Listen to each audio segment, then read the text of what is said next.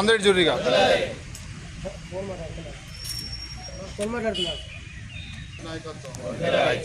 సూర్యాపేట జిల్లా కేంద్రంలోని ఎంఆర్పిఎస్ తెలంగాణ రాష్ట్ర అధ్యక్షులు మేడి పాపన్న నాయకత్వంలో జిల్లా కార్యకర్తల సమావేశం ఏర్పాటు చేసుకోవడం జరిగింది.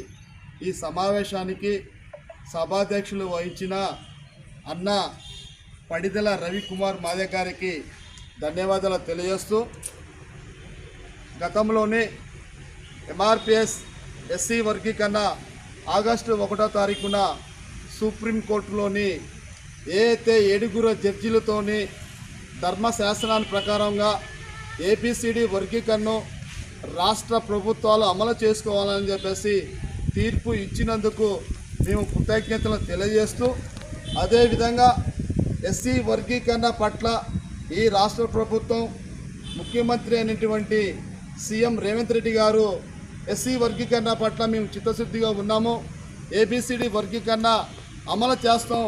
ఈ తెలంగాణ రాష్ట్రంలోని మాదిగలు చాలా నష్టపోయారు కాబట్టి మొదటిసారిగా మేము తెలంగాణలోని ఏబిసిడి వర్గీకరణ అమలు చేస్తామని చెప్పేసి ముఖ్యమంత్రి గారు నిండు అసెంబ్లీ సమావేశాల్లో మాట ఇచ్చినందుకు అతనికి కూడా మేము కృతజ్ఞతలు తెలియజేస్తూ మేము హర్షం వ్యక్తం చేస్తూ ధన్యవాదాలు తెలియజేస్తున్నాం. తెలంగాణ రాష్ట్రంలోని మాదిగలు ఎక్కువ జనాభా దామాషా ప్రకారం ఉన్నారు కాబట్టి మా వాటాను మాకు కల్పించాలని చెప్పేసి సుప్రీంకోర్టు న్యాయస్థానం మాకు అనుకూలంగా తీర్పు ఇచ్చింది కాబట్టి దాని ప్రకారం జనాభా నిష్పత్తి ప్రకారం ఏదైతే మరి వర్గీకరణ గతంలోని 2000 సంవత్సరంలో అమలు చేశారో దాని ప్రకారం మీరు అమలు చేయాలని చెప్పేసి మేము కోరుకుంటున్నాం. సార్ ఫోటో తర్వాత తీసుకుని ఉండండి సార్.